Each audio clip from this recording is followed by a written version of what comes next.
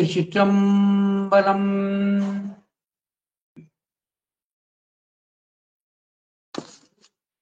கொம்பரில்லா கொடிபோல் அலமந்தனன் கோமளமே வெம்புகின்றேனை விடுதி கண்டாய் விண்ணர் நன்னுகில்லாம்பருள்ளாய் மண்ணு முத்தர கோஷமங்கைக்கு அரசே அம்பரமே நிலனே அனல் கால் ஓடு நிலனே அனல் காலோடு அப்பு ஆனவனே. நம பார்வதி பதையே அரகர மகாதேவா. எந்நாடுடைய சிவனே போற்றி, எந்நாட்டவர்க்கும் இறைவா போற்றி. எல்லாம் அல்ல காந்திமதி அம்பாள் உடனுடைய சுவாமி நெல்லையப்பருடைய பொன்னார் திருவடியை அடியேன் போற்றி வணங்கிக் கொண்டு, புரிஞ்ச கரிவலம் வந்த நல்லூரிலே கோயில் கொண்டு எழுந்தருளி உயிர்களுக்கெல்லாம் நலம் பாதித்துக் கொண்டிருக்கின்ற அன்னை ஒப்பனாம்பிகை உடனுரை பால்வண்ணநாதருடைய பொன்னார் திருவடியை அடியேன் போற்றி வணங்கிக் கொண்டு, திருமந்திர நகர் என்னும் தூத்துக்குடி நகரிலே எழுந்தருளி நமக்கெல்லாம் நல்வாழ்வு தந்து கொண்டிருக்கின்ற அன்னை பாகம்பிரியாள் உடனுடைய சங்கர ராமேஸ்வரருடைய பொன்னார் திருவடியை அடியேன் போற்றி வணங்கிக் கொண்டு, பழைய வைதிக சைவம் பாரங்கும் பரத்தல் வேண்டும் என்ற நோக்கிலே பிரபந்தங்களை இயற்றியருடைய அரசகவியனுடைய பொன்னார் திருவடியை அடியேன் போற்றி வணங்கிக் கொண்டு, வைதிக சைவம் வையம்பெங்கும் வளர்ந்திடல் வேண்டும் என்ற நோக்கிலே செயல்பட்டுக் கொண்டிருக்கின்ற தூத்துக்குடி புனிதர் பேரவனை சார்ந்திருக்கின்ற அனைத்து பொறுப்பாளர்களுக்கும், அந்த அமைப்பிலே தங்களை இணைத்துக் கொண்டிருக்கின்ற அன்பர்களுக்கும், இந்த நிகழ்வினை கண்டும் கேட்டும் பயனடைந்து கொண்டிருக்கின்ற அன்பர்களுக்கும் நெல்லை சிவகாந்தி ஆகிய அடியேனது பணிவான வணக்கத்தை தெரிவித்துக் கொள்கின்றேன்.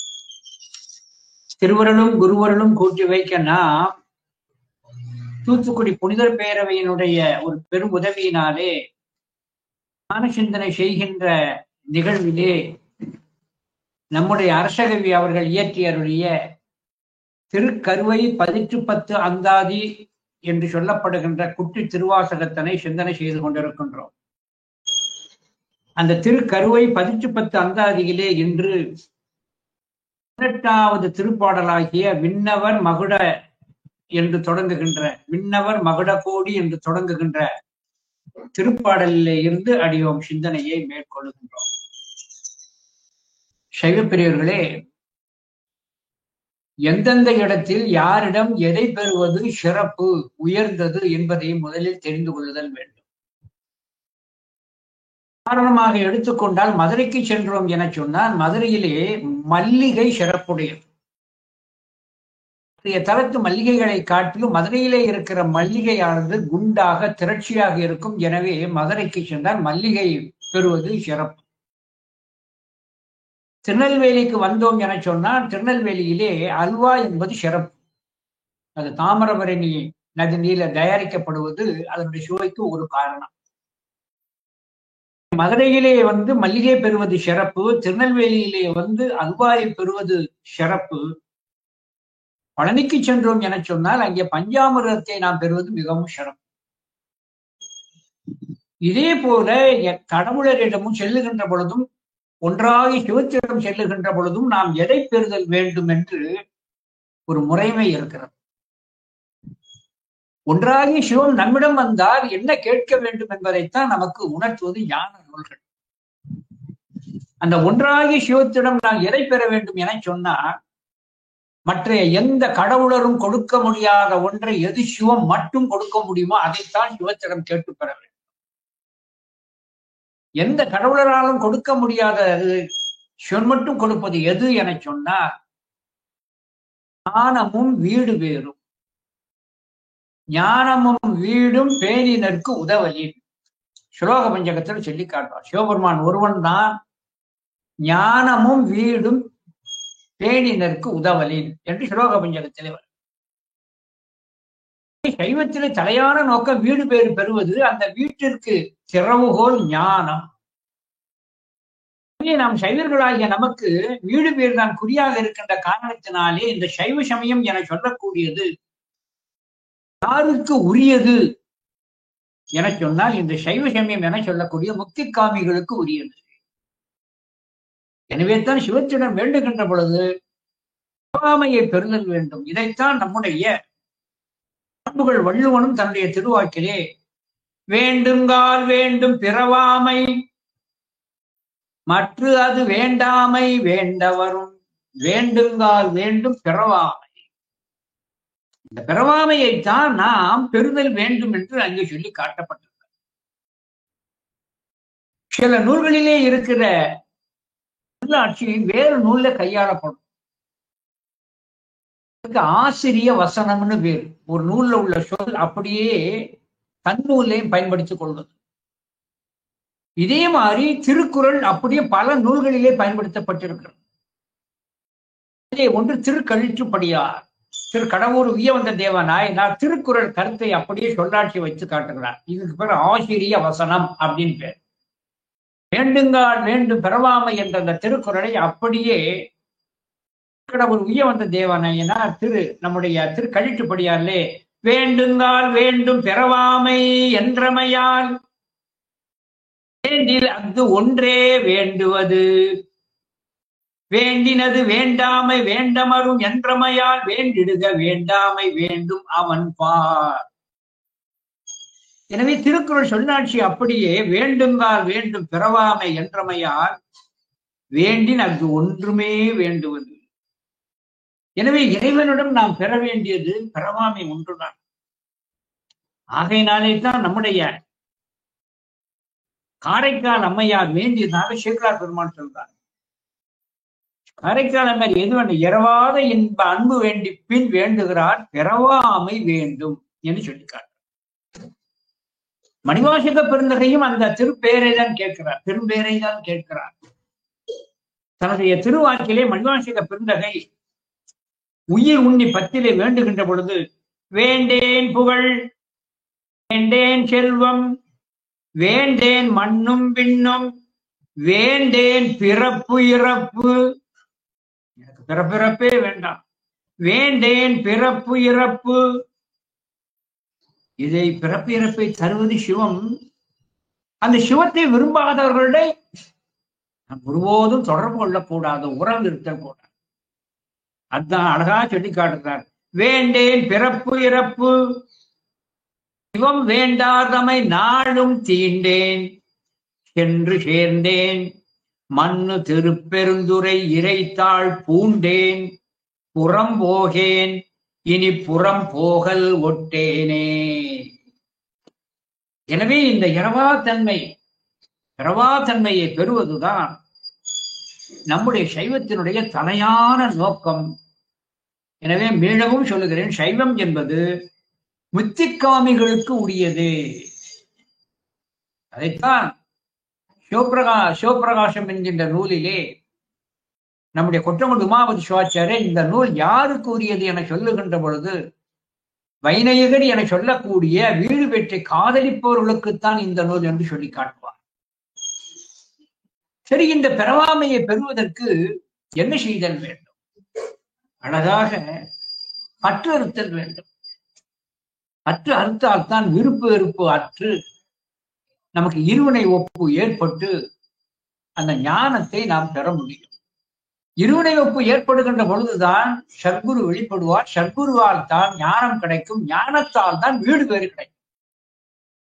எனவே முதலில் பற்றை விடுதல் வேண்டும். அதைத்தான் வள்ளுவரை அங்கு அழகா சொல்லி காட்டார்.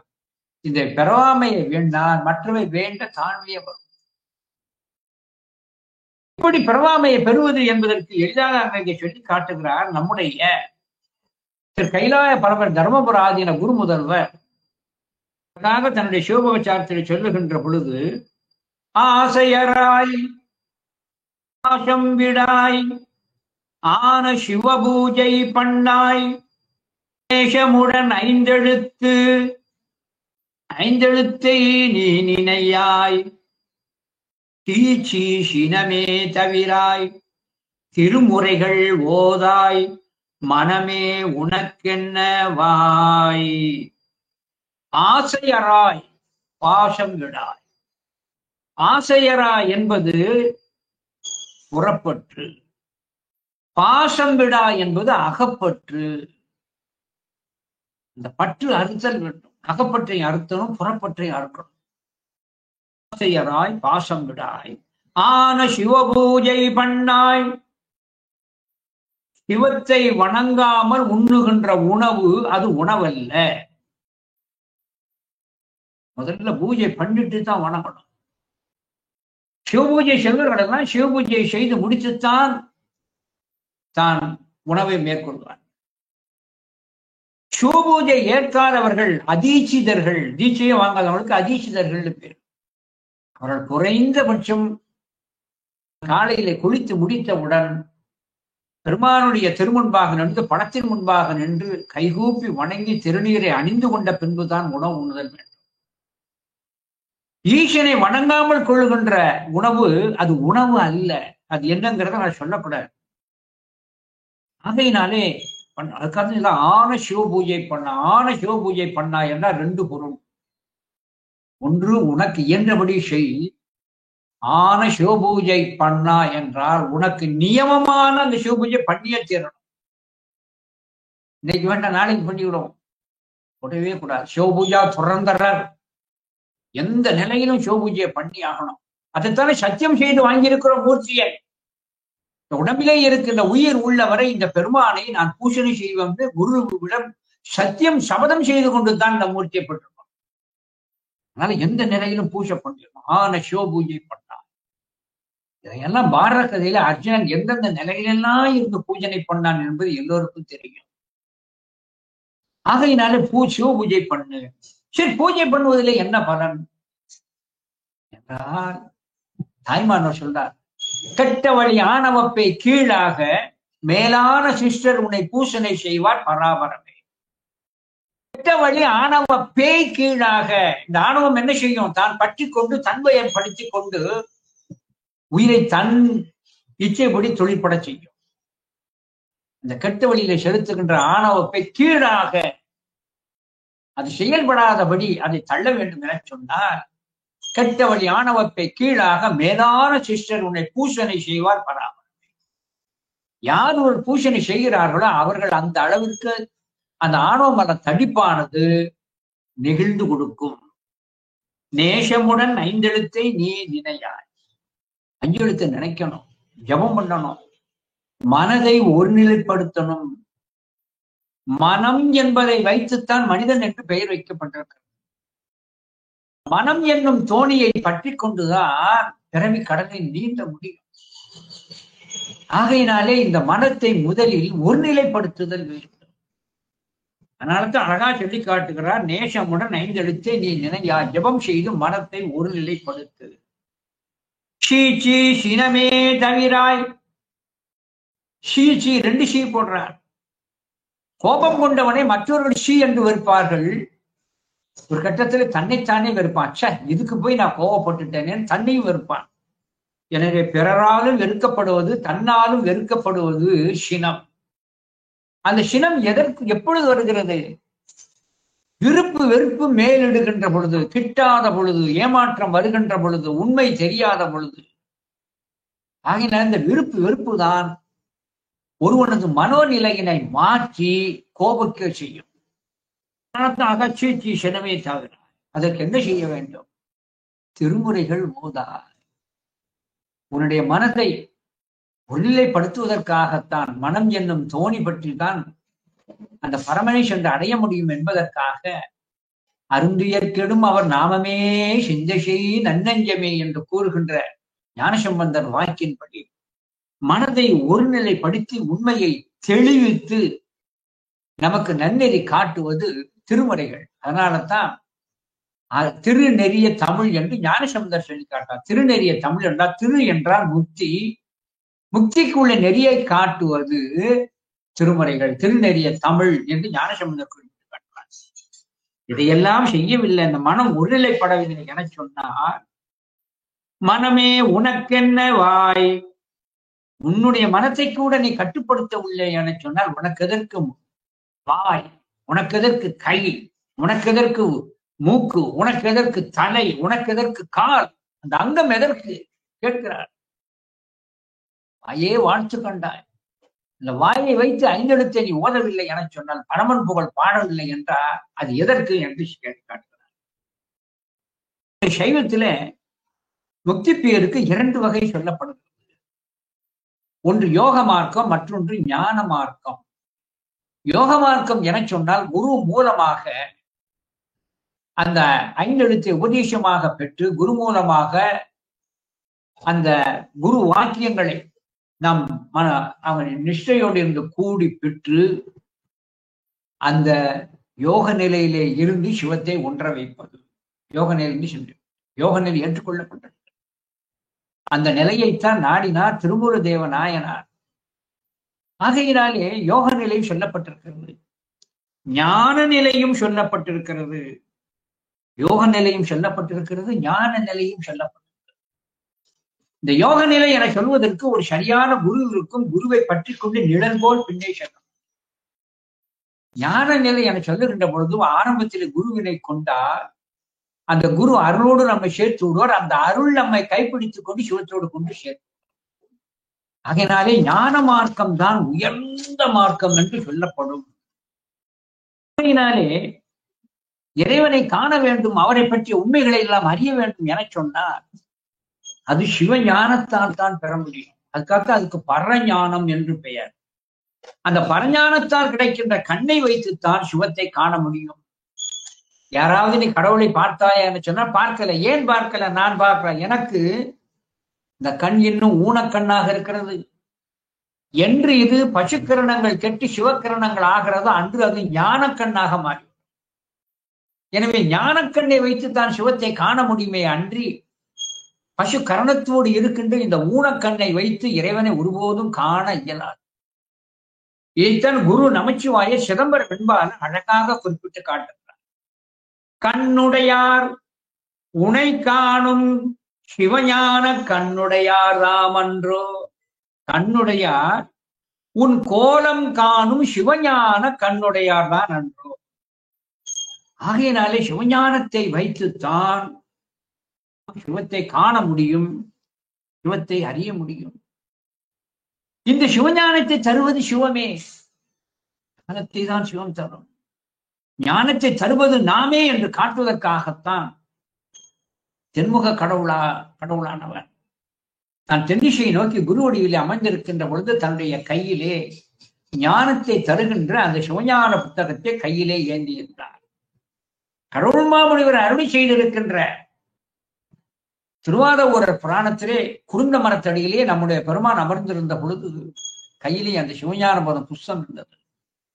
கையிலே தவழும் புத்தகம் ஏதையா கேட்கிறார் மணிவாசகர். பெருமான் சொல்றார் சிவஞான போதம் என்றார்.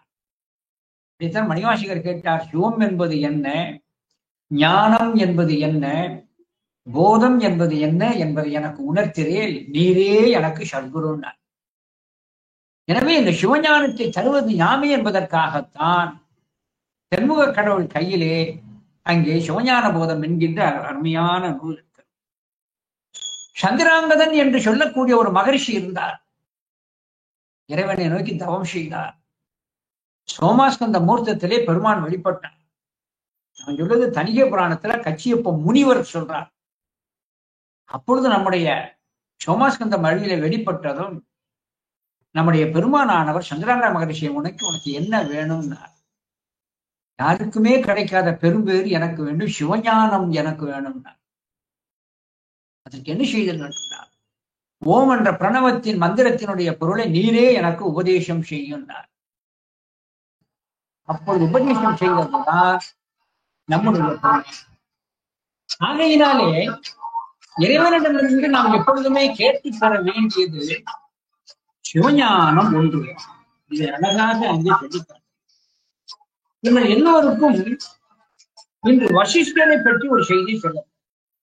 ஏன் வசிஷ்டரை பற்றி நான் சொல்கிறேன் எனக்குன்னா, சிவஞானத்தான் பெருதற்கரிய பெரும்பேறு என்பதை வசிஷ்டர் தன்னுடைய வாக்கிலே அங்கே குறிப்பிட்டு காட்டுகிறார். வசிஷ்டர் அழகாக குறிப்பிட்டு காட்டுகிறார். அவருடைய வாழ்க்கையில நடந்த ஒரு சிறு சம்பவத்தை சொல்கிறார். வசிஷ்டர் என்பவர் யார்? இன்றைக்கு ஒரு சிறப்பு சிந்தனையாக வசிஷ்டர் முனிவரை பற்றி சொல்கிறார். வசிஷ்டர் என்பவர் முனிவர் பெருமக்களிலே மேலானவர். 7 முனிவர்களிலே ஒருவர். 7 முனிவர்கள் சப்த ரிஷிகள் என்று சொல்லுகிறோம் இல்லையா? அந்த சப்த ரிஷிகளிலே ஒருவர். சப்த ரிஷிகள் யார் என்று சொன்னால், அத்திரி முனிவர், வசிஷ்டர், கச்சியபர், கௌதமர், பரத்வாஜர், விஸ்வாமித்திரர், ஜமதக்கினி என்று சொல்லக்கூடியவர்கள் மேலானவர்கள். இந்த 7 பேர்களும், இந்த சப்த ரிஷிகளும் அங்கே சப்தரிஷிகள் மண்டலம் என்று அவர்களுக்கென்று ஏற்படுத்தப்பட்டு அந்த மண்டலத்திலே ரிஷிகள் மண்டபத்திலே இந்த 7 பேர்கள் மட்டும் அங்கே உழைந்திருப்பார்கள். அப்பேற்பட்டவர்.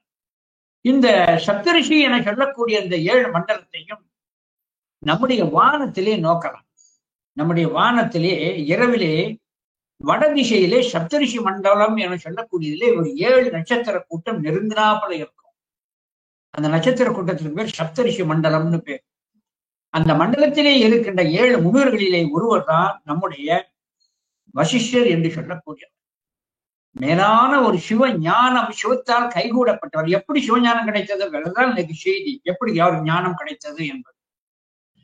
அவருடைய மேன்மையான ஒரு ஆற்றலை கண்டுதான் தசரத சக்கரவர்த்தி தன்னுடைய அவையிலே ராஜகுருவாக வைத்திருந்தார்.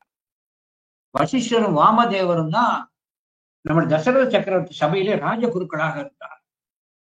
அவருக்கு இருக்கின்ற ஞானத்தின் பெருமையை அறிந்துதான் அவருக்கு அருந்ததி என சொல்லக்கூடிய மேலான ஒரு கற்புடை தாய் அவருக்கு துணைவியாக கிடைத்தார். இந்த கற்புக்கு இலக்கணம் என சொல்லுகின்ற பொழுது அருந்ததியை தான் சொல்லுவது உண்டு. ஆகையினாலே அவள் பெயரிலேயே அருந்ததி நட்சத்திரம் என்று ஒன்று இருக்கிறது. அந்த அருந்ததி நட்சத்திரம், அந்த அருந்ததியை பார்த்தல் தான் மங்களம் என்று சொல்லப்பட்டது. எனவே மங்களம் என சொல்லக்கூடிய திருமண நாளிலே அந்த அருந்ததியை பார்ப்பது விசேடம் என்று சொல்ல காட்டப்பட்டிருக்கிறது.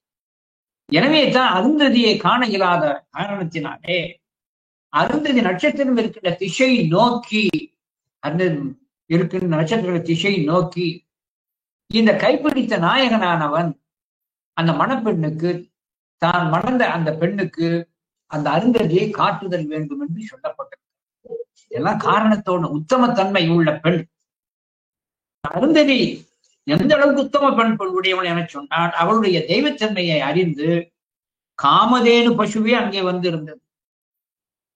இந்த வசிஷ்டர் அருந்ததி இருக்கின்ற இவர்களுக்கு நம்முடைய வசிஷ்டனுடைய சகோதரியை தான் நம்முடைய அந்த வசிஷ்டருடைய சகோதரியை தான் வியாக்கிரபாதருக்கு திருமணம் செய்து கொடுத்தார். வியாக்கிரபாதருக்காக திருமணம் செய்து கொடுத்தார். அந்த வியாக்கிரபாதருக்கு புத்திரனாகிய நம்முடைய உபமன்யுவைத்தான் வசிஷ்டர் காமதேனு இருக்கிற தன்னுடைய ஆசிரமத்திலிருந்து வளர்த்தார். இந்த செய்தி உங்களுக்கு எல்லோருக்கும் தெரியும். எனவே உபமன்யு முனிவர் உண்டு வளர்ந்தது நம்முடைய வசிஷ்டர் அருந்ததி இருக்கிற ஆசிரமத்துல. ஆகையினால மேலான அந்த காமதேனு பானுவை உண்ட பின்பு தன்னுடைய தந்தையானவரை வியாக்கிரபாதர் தன்னுடைய கொடியிற்கு அழைத்து சென்று உலகில் இருக்கின்ற பசுவின் பாலை கொடுக்கின்ற பொழுது அது சுவை இல்லாதது, அது உமிழ்ந்தது. ஆகையில அப்பேற்பட்ட மேலான தெய்வத்தன்மை புரிஞ்சவர் தான் இவருடைய கைகளினாலே ஒருவரை உயர்த்தி பேசுவது சிறப்பு சொல்லப்படும். விஸ்வாமித்திர முனிவர் வசிஷ்டர் தன்னுடைய வாயால் பிரம்மரிஷி சொல்ல வேண்டும் என்று தவம் கடந்தார். ஆனா கடைசி வரைக்கும் சொல்லல. அது பெரியது. அவர்களுக்குள்ள ஒரு பெரிய பகை உண்டு. அதனால பகை உண்டு. விஸ்வாமித்திர முனிவர் தான் வசிஷ்டரை பகைமை உணர்வு கொண்டார். அதான் ரொம்ப முக்கியம். வசிஷ்டர் நல்லவர், விஸ்வாமித்திர முனிவர் தான் மிகுந்த பகை உணர்வு கொண்டவர் நம்முடைய வசிஷ்டர் மேல. இந்த பகைமை உணர்வுனால் தான் விஸ்வாமித்திர பகைமை உணர்வு கொள்ள போய்த்தான் அங்கே சைவத்திற்கு ஒரு பெரிய பரிசு கிடைத்தது. என்ன பரிசுங்கிறத சொன்னேன். அதாவது முன்னொரு சமயத்துல சூரிய குலத்தை சேர்ந்த மித்திரசகன் என்று சிவபக்தர் ஒருவன் இருந்தான். மித்திரசகன் என்ற சூரிய குலத்திலே வந்திருக்கின்ற அரசன் ஒருவன் இருந்தான்.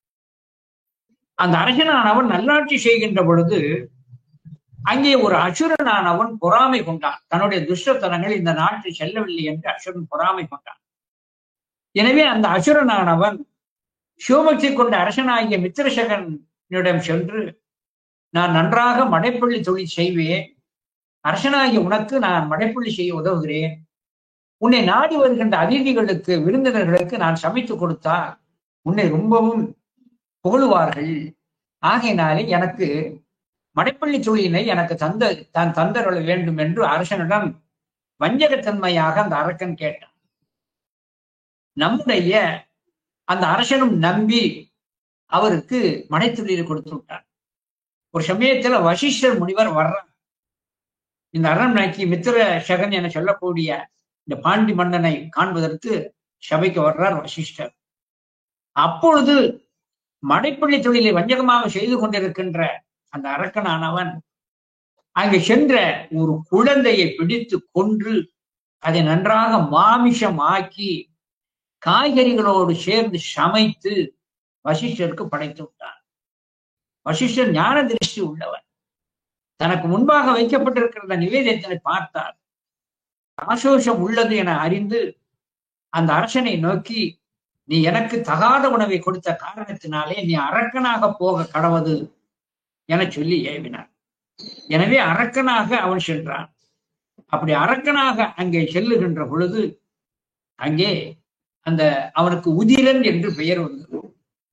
இந்த உதிரனானவனை அப்படி அரக்கனாக இருக்கின்ற அந்த நேரத்தை அறிந்த விஸ்வாமித்திர முனிவர் இப்படி உதிரன் என சொல்லக்கூடிய இந்த அரக்கனிடம் நாடி வந்து, அரக்கனே, நீ எனக்கு ஒரு உதவி செய்தல் வேண்டும். எனக்கும் வசிஷ்டருக்கும் மனம் ஒத்து போவதில்லை. என்னுடைய புகழுக்கு தடையாக இருப்பது வசிஷ்டராக இருக்கிறார். விஸ்வாமித்திர முனிவராக என்ன இந்த உலகில் யாருமே புகழுவது இல்லை. ஆகையினாலே நீ உதிரனாகிய அசுரனே, நீர் ஒரு காரியம் செய்தல் வேண்டும். வசிஷ்டருக்கு புத்திரன் இருக்கிறான். தனக்கு புத்திரன் மேல அவன் மிகுந்த ஒரு அன்பை வைத்துக் கொண்டிருக்கிறான். எனவே வசிஷ்டருடைய புத்திரனை நீ கொன்று விட்டால் சோகத்தால் அவன் அழிந்து போவான். ஆகையினாலே வசிஷ்டர் மகனை சென்று நீ கொன்று விடு என சொன்னான். வசிஷ்டர் மகனை சென்று கொன்று விடு என சொன்ன உடனே இந்த உதிரன் என சொல்லக்கூடிய அசுரனானவன் வசிஷ்டனுடைய பிள்ளையானது ஆசிரமத்தில் விளையாடி கொண்டிருக்கின்ற பொழுது வஞ்சகமாக அவனை பிடித்து இழுத்து கொண்டு மலையின் உச்சிக்கு தண்டு மலை உச்சியில் இருந்து உருட்டி விட்டான்.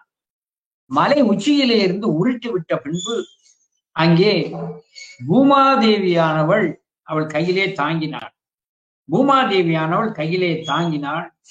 கையிலே தாங்கிய பின்பு நம்முடைய அந்த குழந்தையானது அங்கே காப்பாற்றப்பட்டது.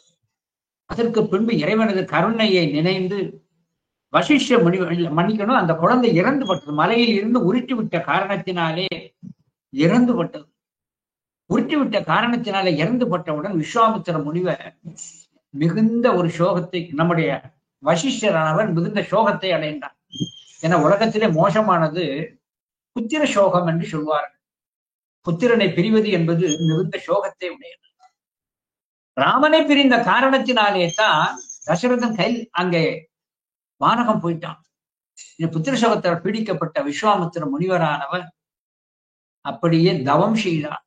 என் வழி இல்லை, இறைவன் ஒருவனே பற்றுக்கோடு என்று தவம் செய்தார்.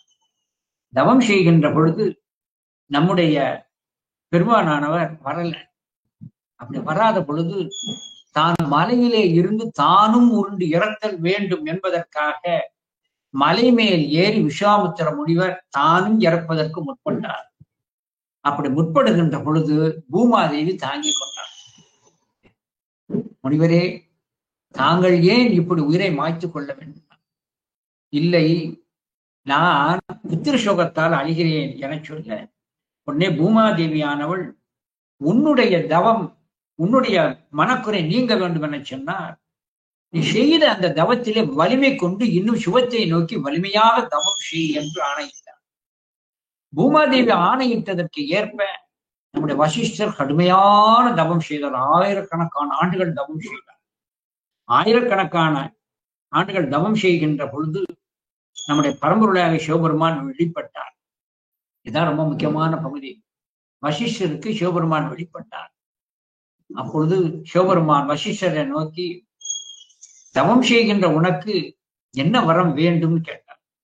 பெருமானே, எனக்கு 2 வரம் தருதல் வேண்டும். என்னுடைய தவத்திற்கு இறங்க நீ இந்த தலத்திலே வந்து எனக்கு காட்சி கொடுத்த காரணத்தினாலே இந்த தலத்திலேயே நீ எக்காலமும் வீற்றிருக்க வேண்டும். அது என்ன தலம்னா திருக்காலத்தி மலை. அங்கிருந்தான் தற்கொலை பண்ணாரு. ஆகையினாலே இந்த தலத்திலே நீ எக்காலமும் உறைந்திருக்க வேண்டும். சிவபெருமான் அவ்வாறே நான் இந்த திருக்காலத்திலேயே நான் உறைந்திருப்பேன். இந்த மலை உச்சியிலேயே கொடுமிநாதன் என்ற பெயரோடு இருப்பேன் என சொல்லிட்டு கேட்டார். பெருமானே, 2வது வரம் கொண்டு இருக்கிறது. எனக்கு கிடைத்திருக்கிற ஞானத்தை உபதேசம் செய்தல் வேண்டும். அதுதான் வசிஷ்டனுடைய செய்தி. இன்னைக்கு சிறப்பு. எனக்கு கிடைத்திருக்கிற ஞானத்தை எனக்கு கொடு என்றார்.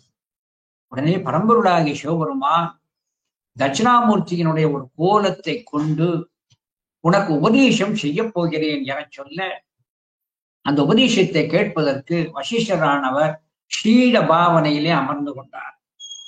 இப்படி ஷீட பாவனையிலே அமர்ந்து கொண்டிருக்கின்ற பொழுது நம்முடைய பெருமானானவர் கையிலையில் நின்று நீங்கி பூலோகத்திற்கு சென்று குருவாக இருந்து உபதேசம் செய்கிறார் என்ற செய்தி எங்கும் பரவ, கையிலேயே இருக்கின்ற அம்மை உமையவள், வீரபத்திரர், வைரவர், ஐயனார், திருநந்தி தேவர், ருத்ரகணங்கள், கணநாதர்கள் எல்லோருமே அந்த உபதேசத்தை நாமும் கேட்டும் பயனடைவோம் என சொல்லி பூவுலகத்திலே குரு வடிவமாக காலத்தி மலையிலே வீற்றிருக்கின்ற பெருமானுடைய உபதேசத்தை கேட்க இந்த காலத்தி மலைக்கு உமை, வீரபத்திரர், வைரவர், ஐயனார், திருநந்தி தேவர், சிவகணங்கள், கணநாதர்கள் எல்லோருமே வந்துவிட்ட காரணத்தினாலே இந்த கைலையும் இந்த காலத்தி மலையும் கைலையாக மாறியது. இந்த காலத்தி மலை என்ன, இவங்க இருக்கிற இடம் தானே கைலை.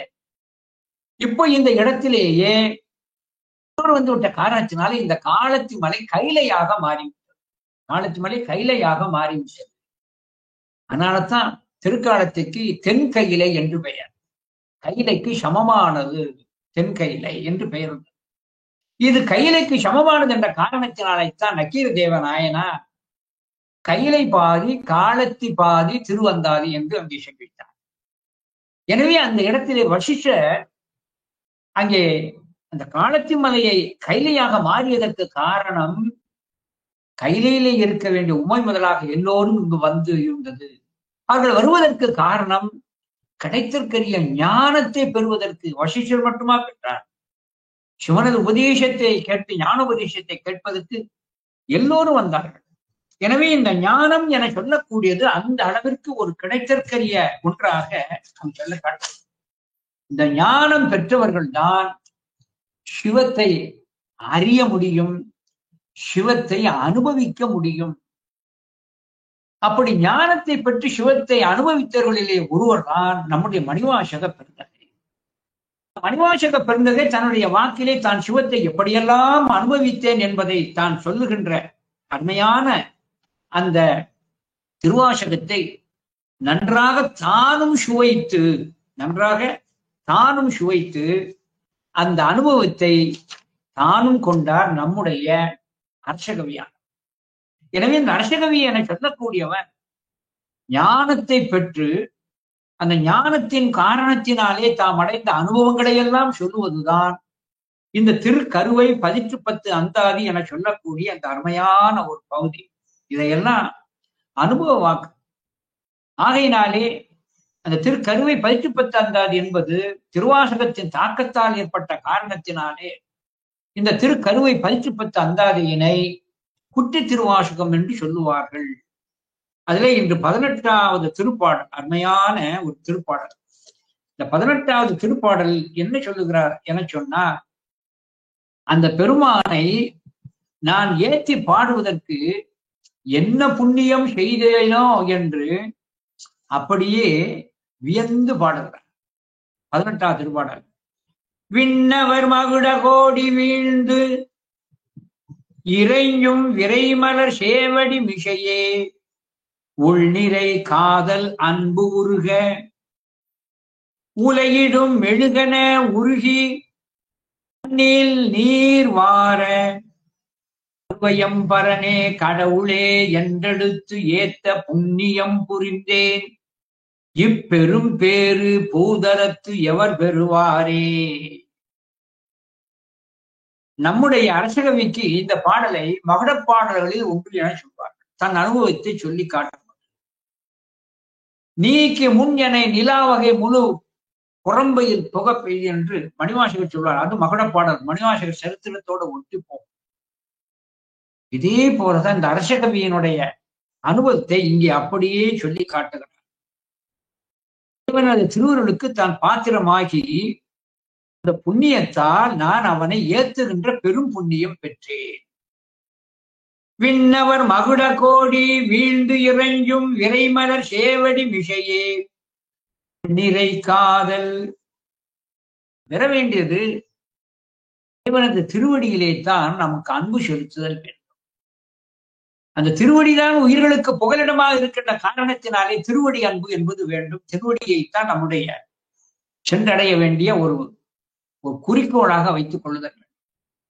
ஆகையினாலேத்தான் நம்முடைய வான்புகள் வள்ளுவன் பாய்கிற பகுதியிலே இறைவன் அடியையே அங்கே குறித்து குறித்து துதி செய்வார் நம்முடைய திருவள்ளுவர் தேவநாயனார். அந்த இறைவன் எப்படிப்பட்டவன்? விண்ணவர் மகுடகோடி வீழ்ந்து இறைஞ்சும் இறைமலர் சேவடி இருக்கின்ற தேவர்கள் அனைவருமாக மகுடகோடி வீழ்ந்து அவர்கள் எப்படி தன்னுடைய தலையிலே அணிந்திருக்கின்ற மகுடங்களிலே அனைத்துமே ஓடு சேர்ந்து எம்பெருமானுடைய திருவடியிலே சென்று வீழ்ந்து வணங்குகிறார்கள். எம்பெருமான் திருவடியில தேவர்கள் தலை வைத்து வணங்குகிறார்கள். விண்ணவர் மகுடகோடி வீழ்ந்து இறைஞ்சும் விழுந்து விழுந்து வணங்குகிறார்கள். விரைமலர் சேவடி மிசையே. விரை என்றால் மனம். மனம் பொருந்திய மலர்களே திருவடி மிசையே உள்ளிறை காதல் அன்பு நின்று உருக.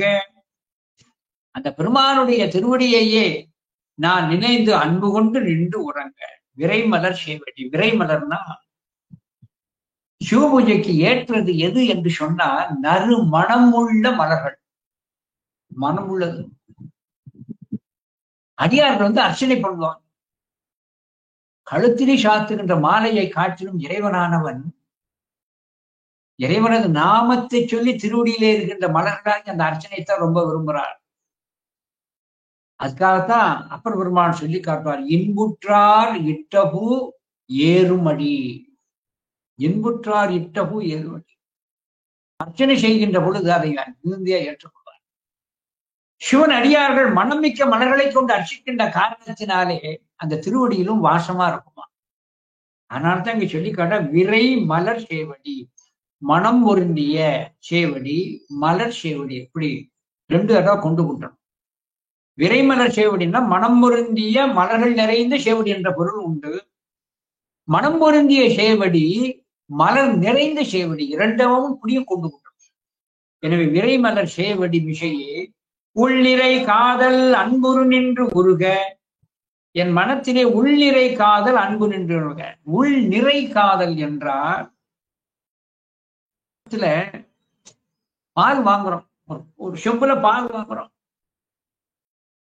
செம்பு நிறைஞ்சிட்டு அப்ப வேறு ஏதாவது அவன் பால்ல தண்ணி கலக்கணும்னாலும் என்ன நினைப்பான்? செம்பு நிறைய பால் இருக்கு, எப்படி தண்ணி ஊத்த நினைப்பான். எனவே ஒரு இடத்துல நிறைந்திருக்கின்ற பொழுது வேறொன்று புகுவதற்கு இடம் இல்லை. உன்னுடைய திருவடி ஒன்றே என் மனத்தை நிறைந்திருக்கின்ற காரணத்தினாலே வேறொன்றும் இல்லை. எனவே இந்த மனம் முழுக்கும் நீயே உறைந்திருக்கிறாய், நிறைந்திருக்கிறாய். அதான் உள் நிறை காதல். நிறைந்தால் உன் திருவடி மட்டுமே இருக்கிறது, மற்றொன்றுக்கு இடம் இல்லை. உள்ளிறை காதல் அன்பு நின்று உருக உலையிடும் மெழுகென உருகி.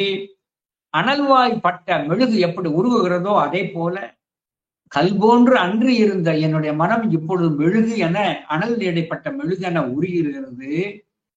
கண்ணில் நீர் வார. இறைபக்தி ஏற்படுகின்ற பொழுது இந்த மெய்ப்பாடுகள் எல்லாம் ஏற்படணும். கண்ணில கண்ணீர் வரணும், கஷியனும் காதலாகி கஷிந்து கண்ணீர் மல்கி. இதான் மெய்யன்பு. எனவே உலகிடும் மெழுகன உருகி கண்ணீர் வார கருவையம்பரனே, கருவையிலே எழுந்தருளி இருக்கின்ற எம் பெருமானே, அது கண்ணில் நீர் வார எப்படி துதிக்கிறாராம்? கருவையம்பரனே கடவுளே என்றெடுத்து ஏத்த, கருணையம்பரனே கடவுளே என்றெடுத்து ஏத்த. பெருமானை கருணையில் எழுந்தருளி இருக்கின்ற மேலான பரம தெய்வமே, கடவுளே என்றெடுத்து ஏத்த புண்ணியம் புரிந்தேன், புண்ணியம் புரிந்தேன். இதான் ரொம்ப முக்கியம். இறைவனை ஏற்ற வேண்டும் என சொன்னால் அதுக்கும் புண்ணியம் செய்திருக்கணும். என்ன புண்ணியம் செய்தனே நெஞ்சமே, எதற்கு? இருங்கடல் வையத்து சொல்றாலியா, பண்ணி ஆதரித்து ஏத்தியும் பாடியும் வழிபடும் அதனாலே. அவனை ஏற்றி பாடுவதற்கு நான் என்ன புண்ணியம் செய்திருந்தேன்? புண்ணியம் என ஒன்று செய்திருந்தால்தான் நாம் என்ன செய்ய முடியும்? அந்த பெருமானினுடைய திருநாமத்தை சொல்ல முடியும், பாட முடியும். ஆகையினாலேத்தான் அங்கே அழகாக சொல்லி காட்டுகிறார் நம்முடைய பெருமான். என்றெடுத்து ஏத்த புண்ணியம் புரிந்தேன், புண்ணியம் புரிந்தேன். இப்பெரும்பேறு பூதலத்து எவர் பெறுவாரோ, இப்படி அப்பெருமானை ஏற்றி நான் மனக்களிப்பு அடையும்படியாக நான் பெற்ற இந்த பேரு யார் பெறுவார்கள் என்று சொல்லிக்கார். எப்பொழுதுமே சிவானுபவ இன்பத்திலே திளைக்கின்ற அனுபூதி மான்கள் அவங்களுக்கு ஒரு பெரும் களிப்பு ஏற்படும். அந்த பெரும் களிப்புல சொல்லி காட்டுவாங்க, மற்ற நான் பெற்றது ஆர் பெறவல்லாம். எப்படி? மற்ற நான் பெற்றது ஆர் பெறவல்லாம் அப்படின்னு கேட்பார். அத்தோடு மட்டுமல்லாது அவர் இன்னும் என்னெல்லாம் கேட்பார். அதாவது அவங்களுக்கு ஒரு பெரும் களிப்பு ஏற்படும். அந்த பெரும் களிப்பின் காரணத்தினாலே அவர்கள் இருமாந்து இருப்பார்களாம். இருமாப்பு என்றால் பெருங்களிப்பு என்று பொருள். இருமாப்பு என்றால் பெருங்களிப்புன்னு பேரு. இருமான் இருப்பன்களோ ஈசன் பல்கன தென்னப்பட்டு சிறுமான் ஏந்தி தன் சேவடி கீழ் சென்றங்கு இருமாந்து இருப்பன்களோ அப்படிம்பார். எனவே அந்த இருமாப்பு என சொல்லக்கூடிய ஒன்று இருக்கிறதே, அது பெருங்களிப்பு நாள் ஏற்று பெற்றது யார் பட முடியும் அப்படிங்கிறார். இது மணிவாசகர் சொல்றார். பன்னாள் பரவி, மணிவாசக பெருந்தகை திருப்பூவலில, பன்னாள் பரவி பணி செய்ய பாதமலர் என் நாகம் துண்ண வைத்த பெரியோன். யாரு? பல நாட்களாக உன் திருவடியிலே இருந்து உன் திருவடியையே நான் துதித்து அங்கே பெரும்பு கழிப்பை பெற்றேன். மணிவாசகர் வாக்கு. பன்னாள் பரவி பணி செய்ய பாதமலர் என் நாக துண்ண வைத்த பெரியோன் எழில் சுடராய் கல்லார் உரித்து, கல்லார் உரித்து, கல் போன்று என் மனத்தை கசிய வைத்து, கல்லார் உரித்து என்னை ஆண்டு கொண்டான். கடல் இலைகள் பொன்னா நவா பாடி பூவள்ளி கொய்யாமோ. எனவே அந்த பெருமானுடைய திருவடியினை சென்று நான் போற்றுகின்ற ஒரு பெரும் வாய்ப்பு பாக்கியம் எனக்கு கிடைத்தது என்று அழகாக இங்கே சொல்லி காட்டுகிறார். அத்தோடு மட்டுமல்லாது மணிவாசக பெருந்தகை தன்னுடைய திருவாக்கிலே இன்னும் சொல்லுகின்ற பொழுது, இன்னும் ஒரு மனிதன் ஆசைப்பட வேண்டியதே அந்த பெருமானுடைய திருவடியை வாயால் அரற்றி பாடுவதற்கு ஆசைப்படும். அந்த புண்ணியம் எல்லாத்துக்கும் கிடைக்காது. நாமத்தை சொல்லி அவன் புகழினை சொல்லி அழுது அரற்றி நிற்கின்ற பெயரைத்தான் பெற வேண்டும். அது எனக்கு கிடைத்தது. இதை அழகாக எதுக்கெல்லாம் ஆசைப்பட்டேன் என்று மணிவாசகர் சொல்லுகின்ற பொழுது சொல்லி காட்டுகிறார். ஆசைப்பத்துல கையால் தொழுது உன் கடல் சேவடிகள் கழும தழுவிக்கொண்டு எய்யாது எந்தன் தலைமேல் வைத்து எம்பெருமான் பெருமான் என்று ஐயா எந்தன் வாயால் அரற்றி அழல் சேர் மெழுகு ஒப்ப ஐயாற்று அரசே ஆசைப்பட்டேன் கண்டாய் அம்மானே. இந்த வாக்கை அப்படியே இங்க சொல்லி காட்டுகிறார். நாம் பெற வேண்டிய திருவடி அதைத்தான் குறித்து நல்ல ஒரு தவம் செய்திருந்தால் தவமும் தவமுடையார்க்காகும். அருளை பெற துதி செய்யணும். செய்வதற்கும் ஒரு தவம் செய்திருக்கணும். என்ன புண்ணியம் செய்தனை நெஞ்சமே சொன்னாங்க இல்லையா? அந்த துதி செய்வதற்கும் ஒரு தவத்தை அங்கே செய்திருக்க வேண்டும் என்று அங்கே அழகாக அங்கே சொல்லி காட்டுறார்.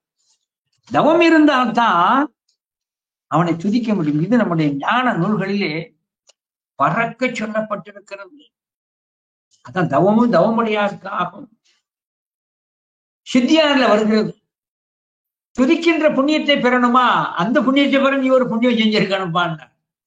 சிவஞான சித்தியார்ல புண்ணியம் மேல் நோக்குவிக்கும், பாவம் கீழ் நோக்கும், புண்ணியனை பூஷித்த புண்ணியத்தாலே நன்னிய ஞானத்தினாலே, புண்ணியனை பூஷித்த புண்ணியத்தாலே நன்னிய ஞானத்தாலே சொல்லி காட்டுறார்.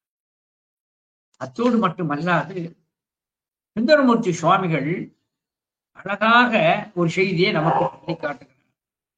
என்ன செய்தி சொல்லி காட்டுகிறார் என சொன்னார், இறைவனுக்கு இருக்கின்ற நாமங்களிலே ஒன்று பித்தன் என்று பெயர். இறைவனுக்கு இருக்கின்ற நாமம் பித்தன் ஒன்று பெயர்.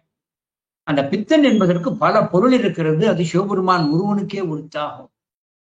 அந்த திருவெண்ணை நல்லூரிலே என்னுடைய கோபத்தின் மிகுதியினாலே பெருமானை நான் வைதேன். பித்தன் என்ற ஒரு வார்த்தையை சொல்லிவிட்டேன். அந்த பித்தன் என்ற சொல் அது பெருநாமம். அந்த நாமம் சொன்னதற்கு காரணம், திருமண பந்தலிலே பித்தா பித்தா என்று அழைத்ததற்கு காரணம், பண்டே மிக நான் செய்த பாக்கியத்தால், நான் முன்பு செய்த புண்ணியத்தால் தான் அந்த நாமம் எனக்கு வாயிலே வந்தது. சுந்தரமூர்த்தி சுவாமிகள் திரு நெல்வாயில் அறத்துறையிலே சொல்லி காட்டுகிறார். சுந்தர தேவாரம். தின்தே நெடுவீதி இளங்கையர்கோன் தோள் 20 நெறித்தருளி, ஞெண்டாடு ஞெண்டன நண்டு ஞெண்டாடு நெடுவயல் சூழ் புறவின் நெல்வாயில் அறத்துறை நின்மலனே, பண்டே மிக நான் செய்த பாக்கியத்தால் பரஞ்சோதினின் நாமம் பயில பெற்றேன். அடிசார் வானோர் அடி. பண்டே மிக நான் செய்த பாக்கியத்தால் பரஞ்சோதினின் நாமம் நவிர பெற்றேன். அன்னைக்கு திருவெண்ணை நல்லூர்ல ஆரம்பிச்ச அந்த நாம மந்திரம் இன்னைக்கும் தொடர்ந்து சொல்றேன். என்ன காரணம், பண்டே மிக நான் செய்த பாக்கியத்தான் என்று அங்கே அழகாக சொல்லி காட்டுகிறார். எனவே தவமும் தவமுடையார்க்காகும் என்று சொல்வதை போல இறைவனின் நாமத்தை சொல்வதற்கும் புண்ணியம் செய்திருக்கணும். அதைத்தான் நீங்க சொல்லி காட்டுகிறார். கருவயம் பரனே கடவுளே என்று எடுத்து ஏற்ற புண்ணியம் பிரிந்தேன், இப்பெரும்பேறு பூதலத்து எவர் பெற்றார், அத்தன் எனக்கருளியவார் ஆர் பெறுவார் அச்சோவே. அதை அப்படியே பிரதிபலிக்கிறார். நான் பெற்ற மாதிரி யார் பெற்றார்? சுந்தரர் சொன்னார் இல்லையா, மற்ற நான் பெற்றது ஆர் பெறவல்லாம். மணிவாசகர் அத்தன் எனக்கருளியவாறு ஆர் பெறுவார் அச்சோவே. அதே பெருங்களிப்பு வார்த்தை அங்கே சொல்லிட்டார். இதுல இந்த பாட்டை ரெண்டா பிரிக்கணும். இன்னவர் மகடகோடி வீழ்ந்து இறைஞ்சு விளைமலர் சேவடி மிசையே. இது வரைக்கும் ஒரு பகுதி. இது சிந்தனை வேற. கீழே வருகிற சிந்தனை வேறு. விண்ணவர் மகுடகோடி தேவர்கள் வந்து வணங்குவது ஒரு செய்தி. நான் வணங்குவது என்று சொல்லுகின்ற அந்த அரசகவினுடைய நிகழ்ச்சி, அது ஒரு தொகுதி, இது ஒரு தொகுதி. முன்னே சொல்லப்பட்டது தேவர்கள் வணங்குகின்ற நிலை. பின்னே வருகின்ற இதெல்லாம் அரசகவியானவர் தான் கொண்ட அந்த வழிபாட்டு முறையை சொல்லி காட்டார். இது எப்படின்னா, விண்ணவர் மகுடகோடி வீழ்ந்து இறைஞ்சும் விரை மலர் சேவடி மிசையே. தேவர்கள் வந்து வணங்குகின்ற அந்த சேவடியை இதுல என்னன்னா, விண்ணவர்கள் வணங்குகிறார்கள். விண்ணவர்கள் ஏன் வணங்குகிறார்கள்? வாழ்த்துவதும், மணிவாசகர் சொல்றார், வாழ்த்துவதும் வானவர்கள் தாம் வாழ்வான் மனம் நின்பாள் தாழ்த்துவதும் தாம் உயர்ந்து தம்மை எல்லாம் தொழ வேண்டி சூழ்த்தும் மதுகரம் முரலும் தாரோயை நாயடியேன் பாழ்த்த பிறப்பு அறுத்திடுவான் யானும் உன்னை பரவுவனே. இந்த பாட்டுக்கு பொருள் தெரிந்தால் தான் இந்த 18வது பாடல் போயிட்டு. இப்படி மணிவாசகருடைய திருச்சடகத்தில் வரக்கூடிய அந்த வாழ்த்துவதும் என சொல்லக்கூடிய 2 பகுப்பு. வாழ்த்துவதும் வானவர்கள் தாம் வாழ்வார் மனம் நின்பால் தாழ்த்துவதும் தாம் உயர்ந்து தம்மை எல்லாம் தொட வேண்டி, இது ஒரு தொகுப்பு. இது தேவர்கள் வணங்கியது. தான் வணங்குற வணக்கத்தை சொல்லார். சூழ்த்து மதுகரம் முரலும் தாரோயை நாயடியேன் பாட்ட பிறப்பு அறுத்திடுவான் யானும் உன்னை பரவுவனே. தேவர்கள் வந்து அங்கே இறைவனை பணிந்து வணங்குவது நாம் வாழ்வான்.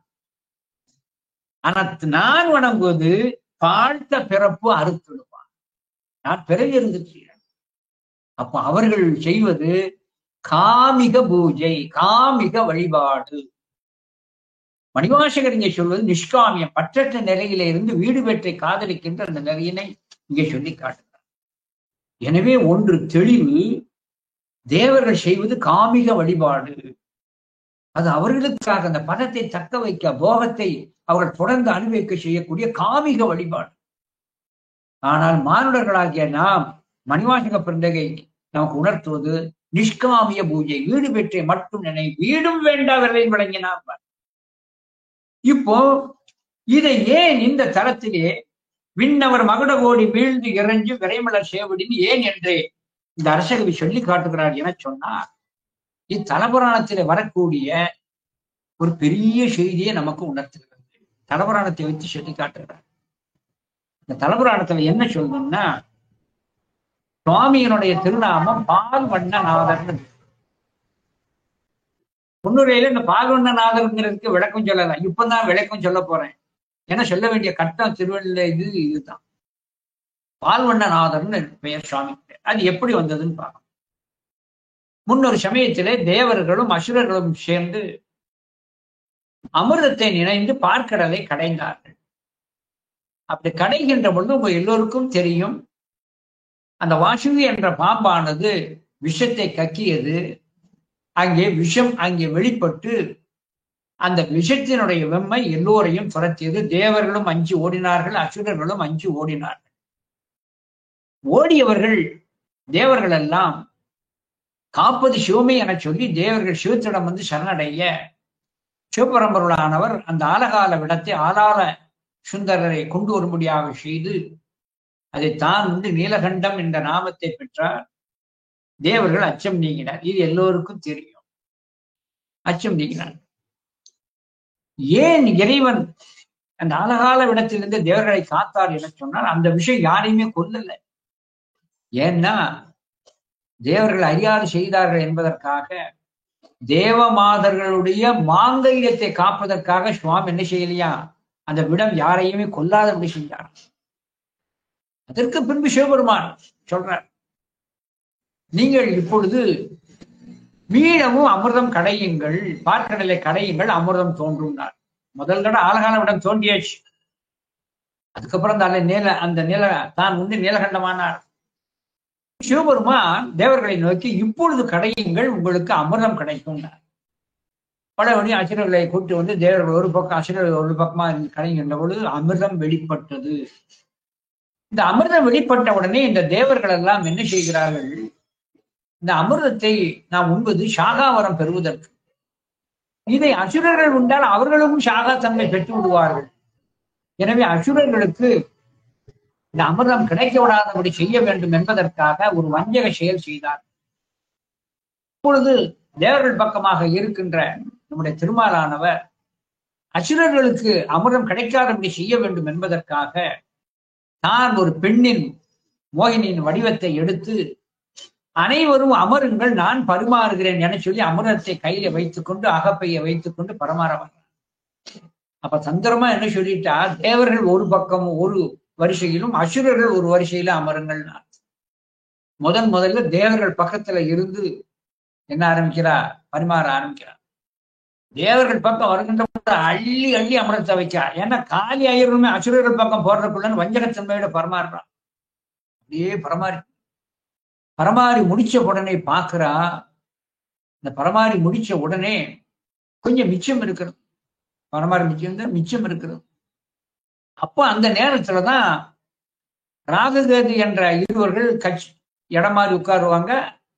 அது சூரியனும் சந்திரனும் காட்டி கொடுப்பார்கள். அதெல்லாம் உங்களுக்கு எல்லாம் அந்த சம்பவம் தெரியும். இப்போ அசுரர்கள் கடைசியில் அமிர்தம் கிடைக்காமல் எஞ்சி இருந்த அந்த அமிர்தம் பல வகையாக வந்தது. அது கதை வேறையாக போகும். இந்த எஞ்சி இருக்கிற அமிர்தங்கள் என்ன ஆச்சுங்கிறது அந்த கதை வேற. கொஞ்சம் மிச்சம் இருந்தாலும் அசுரர்களுக்கு கொடுக்கல, ஏமாற்றப்பட்டார்கள். உடனே அசுரர்கள் ஏமாந்து அசுர குருவாகி சுக்கராச்சாரியிடம் போறார்கள். அசுரர்கள், தேவர்களுக்கு குரு பிரகஸ்பதி, அசுரர்களுக்கு குரு சுக்கராச்சாரியார். சுக்கராச்சாரியாரிடம் சென்று அமிர்தம் கிடைக்கும் என நினைத்தோம், ஆனால் வஞ்சகம் செய்து ஏமாற்றி விட்டார்கள், எங்களுக்கு அமிர்தம் கிடைக்கவில்லைன்னார். உடனே என்ன பண்ணும்னா, எப்படியும் நாங்கள் ஷாகா தன்மை பெற வேண்டும், குருவே சுக்கராச்சாரிய குருவே நீர்தான் எங்களுக்கு ஷாகா தன்மையை கொடுக்கின்ற ஒரு செயலை செய்ய வேண்டும் என சொன்னார். உடனே சுக்கராச்சாரியா தியானத்தில இருந்து, நீங்கள் ஷாகா தன்மை பெறுவதற்காக நான் ஒரு உபாயம் செய்கிறேன். இந்த பூமியிலே தவம் செய்ய வல்ல ஒரு இடமானது அந்த தென் தமிழ்நாட்டிலே கரிவலம் வந்த நல்லூர் என்ற ஒரு தலம் இருக்கிறது. அந்த தலத்திற்கு சென்று நான் தவம் செய்வேன். தவம் செய்த பின்பு என்னுடைய தவோ வல்லமையினாலே அந்த இடத்திலே ஒரு பால் தடாகத்தை ஏற்படுத்துவேன். பால் தடாகத்தை ஏற்படுத்துவேன். அந்த பால் தடாகத்திலே யாரெல்லாம் குளித்து எழுகிறார்களோ அவர்கள் உடம்பு எக்காலமும் அழியாது. அந்த அழியாத்தன்மை ஷாகா தன்மையை அந்த பால் தடாகம் கொடுக்கும் என சொல்லி நான் இப்பொழுது முன்னே சென்று தவம் செய்கிறேன். நான் பால் தடாகத்தை ஏற்படுத்திய பின்பு நல்ல நாள் நல்ல நேரம் பார்த்து வந்து நீங்கள் அந்த பால் தடாகத்தில் மூழ்கி எழுந்து விடுங்கள், நான் முன்னே செல்கிறேன் போயிட்டார். முன்னே சென்று வசிஷ்டர் அந்த முன்னே சென்று சுக்கராச்சாரியார் தவம் செய்கிறார். தவத்தின் வல்லமையினாலே ஒரு பால் தடாகத்தை ஏற்படுத்தினார். பால் தடாகம் வந்து விட்டதை அறிந்து அசுரர்கள் நாம் சென்று நல்ல கோரை வந்து விட்டது, நாம் சென்று அதிலே மூழ்கிடுவோம் என சொல்லி புறப்படுகிறார்கள். அப்பொழுது தேவர்கள் எல்லாம் பரம்பொருளாகிய சிவபெருமானிடம் சென்று, இந்த பால் தடாகத்திலே அசுரர்கள் மூழ்கி எழுந்தால் அவர்கள் அழிவில்லாது போய்விடுவார்கள், எங்கள் துன்பத்திற்கு ஒரு முடிவில்லாது போய்விடும். ஆகையினாலே தேவரீர் அவர்கள் இந்த பால் தடாகத்திலே மூழ்கி விடாதபடி, பால் தடாகத்திலே அவர்கள் குளித்து எழாதபடி தேவரீர் எங்களுக்கு ஒரு உபாயம் செய்தவர்கள் வேண்டும் என்று விண்ணப்பம் செய்தார். உடனே நம்முடைய பரம்பொருளாகிய சிவபெருமான் அங்கே அந்த பால்வண்ணநாதர் அங்கே கலாமரத்தின் அடியிலே இருக்கின்ற லிங்கோடியில் இருக்கிற பெருமான் ஒரு பிராமணர் வடிவத்தினை எடுத்துக்கொண்டு வந்து அந்த தலத்திற்கு, அந்த கலாமரத்தில் இருந்த அந்த பெருமான் ஒரு பிராமண வடிவத்தை எடுத்துக்கொண்டு வந்து அந்த பால் தடாகத்தின் அருகிலே இருந்து கொண்டு தாமும் ஒரு அந்தணர் போல் தன்னை எல்லோரும் காணும்படியாக செய்து அந்த தடாகத்திற்குள் மூழ்கி எழுந்தார். யார்? பரம்பொருளாய் சிவபெருமான் அங்கே அப்படியே மூழ்கி எழுந்தார். அப்படி மூழ்கி எழுந்தவுடனே அதுவரை மூழ்குகின்றவரை மானுட தேகம் போன்று காட்சியளித்த அந்த பெருமான் திருமேனி மூழ்கி எழுந்த உடனேயே அந்த பால் தடாகத்தில் இருக்கின்ற பாலின் நிறம் முழுவதும் இப்பெருமான் திருமேனியிலே ஆகி வெள்ளை விளையர் என்று பால் வண்ணமாக மாறிவிட்டார். இப்படி பால் வண்ணம் மூழ்கி எழுந்தவுடன் பால் வண்ணமாக காட்சியளிக்கின்ற அவரை கண்டு அதிசயிக்கின்ற அதே நேரத்திலே வெண்மை நிறம் கொண்ட அந்த பால் தடாகத்திலே இருக்கின்ற அந்த பாலானது வெண்மை நிறம் சென்று இந்த உலகியலிலே இருக்கின்ற நீரின் நிறத்தை அது பெற்று விட்டது. ஆக பால் தடாகம் பாலினுடைய நிறம் இந்த அந்தணர் பெருமானுக்கு வந்தது. அந்த பால் தடாகத்திலே இருக்கின்ற பால் என்னானது? அது நிறம் போய் உலகில் இருக்கின்ற நீர் போல் மாறிவிட்டது. உடனே சுக்கராச்சாரியாருக்கு கோபம் வந்து விட்டது. இவர்களை குளிக்க செய்வதற்கு முன்பாக இந்த அந்தணன் வந்து கெடுத்து விட்டானே என சொல்லி அவரை நோக்கி தன்னுடைய கமநலத்தை எடுத்துக்கொண்டு சீறி பாய்கின்ற பொழுது அந்தணர் வடிவத்திலே இருக்கின்ற நம்முடைய அரணானவர் பயப்படுவது போல் பயந்து ஓடி சென்று கலாமரத்தின் கீழ் இருக்கின்ற சிவலிங்கத்துக்குள் மறைந்தருளினார். உடனே சுக்கராச்சாரியார் உடனே நம்முடைய பெருமானை நோக்கி, தேவரீர் என்பதை அறியாது தங்களை முற்பட்டேன், அடியேனுக்கு ஒரு சிறு விண்ணப்பம் உள்ளது. என்ன விண்ணப்பம்னார்? தங்களது திருமேனி இப்பொழுது பாலின் வண்ணம் ஆகிவிட்ட காரணத்தினால் இதுவரை கலாஈசன் என்ற பெயர் இருப்பதோடு அதோடு கூடி பால் வண்ணநாதர் என்ற திருநாமம் வருதல் என்று இந்த உலகம் வழங்குதல் வேண்டும். பால்வண்ணநாதன் என்ற பெயரோடு தாங்கள் திகழ்தல் வேண்டும் என்ற விண்ணப்பம் செய்ய அப்படியே சரியினார். உனக்கு இன்னொரு விண்ணப்பம், நான் அசுரர்களை காக்க வேண்டும், சாகாத்தன்மை பெற வேண்டும் என்பதற்காகத்தான் இது செய்தேன். என்னை நம்பி இருக்கின்ற அந்த அசுரர் கூட்டம் அவர்கள் எப்பொழுதுமே வெற்றியையே பெற வேண்டும். தேவர்கள் எப்பொழுது தோப்பார்கள், என்னை நம்பி இருக்கின்ற அசுரர்கள் எப்பொழுதுதான் வெல்வார்கள். நல்ல கவனமா கேட்க வேண்டிய பகுதி.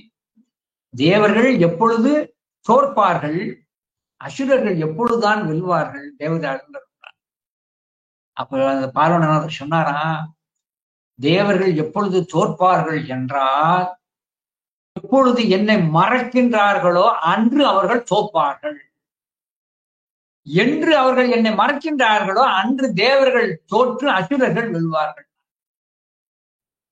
சொல்லி முடிச்சிட்டு இப்படி ஒரு வரத்தை பால்வண்ணநாதர் சுக்கராச்சாரியாருக்கு தந்திருக்கிறார் என்ற செய்தியை தேவர்களுக்கும் சொல்லிட்டார். இப்படி ஒரு வரத்தை கொடுத்திருக்கம்பா. உடனே தேவர்கள் புரிந்து கொண்டார், ஆகா, இறைவனை மறந்தால் அடுத்த க்ஷணமே நாம் தோற்று விடுவோம், அசுரர்கள் வென்று விடுவார்கள் என்பதற்காக அந்த தேவர்கள் எல்லாம் இறைவனை மறத்தல் கூடாது என்பதற்காகத்தான் வானிடத்த வரும் மண்மேல் வந்து அரண்தன்னை அர்ச்சிப்பர். எனவே தேவர்கள் இடைவிடாது பூஷணை செய்வதற்கும் பூஷணையிலேயே நாட்டம் உள்ளதற்கும் காரணம் இடைவிடாத பூஷணை தான் அவர்களுக்கு பதத்தை தக்க வைக்கிறது. சோம்பேறித்தனம் மட்டும் மறந்தோ இருந்துட்டோம்னு சொன்னா அசுரர்கள் வென்று விடுவார்கள், தாம் பதம் போய்விடும். ஆகையினால்தான் தேவர்கள் செய்கின்ற பூஜை காமிக பூஜை, வாழ்த்துவதும் வானவர்கள் தாம் வாழ என்று அழகாக அங்கே சொல்லி காட்டுகிறார். எனவே இந்த இடத்திலே நம்முடைய பெருமானானவர் இங்கே சொல்லுகின்ற ஒரு அருமையான இது, அங்கே தேவர்கள் எப்படி வணங்குகிறார்களாம். விண்ணவர் மகுட கோடி வீழ்ந்து இறைஞ்சும் விரை மலர் சேவடி மிசையே. எனவே தேவர்கள் வந்து மனம் நிறைந்த திருவடியை வணங்குவதற்கு வணங்குகிறார்கள். ஆனால் நான் எப்படி வணங்குகிறேன் என சொன்னால், அப்படி காமிக பூஜை இல்லாமல் நிஷ்காமிய பூஜையாக அந்த என்னுடைய உயிரோடு கலந்திருக்கின்ற உணர்வு மிக்க பூஜையை நான் செய்கிறேன். அது காமிக பூஜை, இது நிஷ்காமிக பூஜை. எங்கள் உணர்விலே கலந்தது. எங்கள் உணர்விலே கலந்த என்னுடைய உணர்விலே கலந்த காரணத்தினாலே தான் என் மனமானது உலகிடும் மெழுகென உருகுகிறது, கண்ணீர் அங்கே வருகிறது என்று அந்த நிஷ்காமி பூஜையினுடைய உயர்வை சொல்லி காட்டுகிறார் என சொல்லி இந்த ஒரு திருப்பாடலை ஒரு படித்து முடித்து இன்றைய சிந்தனை நிறைவு செய்கிறேன். விண்ணவர் மகுட கோடி வீழ்ந்து இறைஞ்சும் விரைமலர் சேவடி மிசையே, உள்நிறை காதல் அன்பு நின்று உருக உலகிடும் மெழுகன உருகி கண்ணில் நீர்வார கருவயம்பரனே கடவுளே என்றெடுத்து ஏத்த புண்ணியம் புரிந்தேன் இப்பெரும் பேரு பூதலத்து எவர் பெறுவாரே என சொல்லி இந்த அளவிலே அடியனது சிந்தனையை நிறைவு செய்கிறேன். நன்றி, வணக்கம். திருச்சிற்றம்பலம். அருமறை முனிவர் வாழ்க, ஆனினம் வாழ்க, தென்னீர் விரிதிரை உலகம் காக்கும் விரல் கெழு வேந்தன் வாழ்க, மருவிய திங்கள் தோறும் மழைவளம் சுரக்க எங்கோன் பொறுவர மொழிந்த தொன்னூல் பொற்பாடும் பொலிகமாதோ. திருச்சிற்றம்பலம்.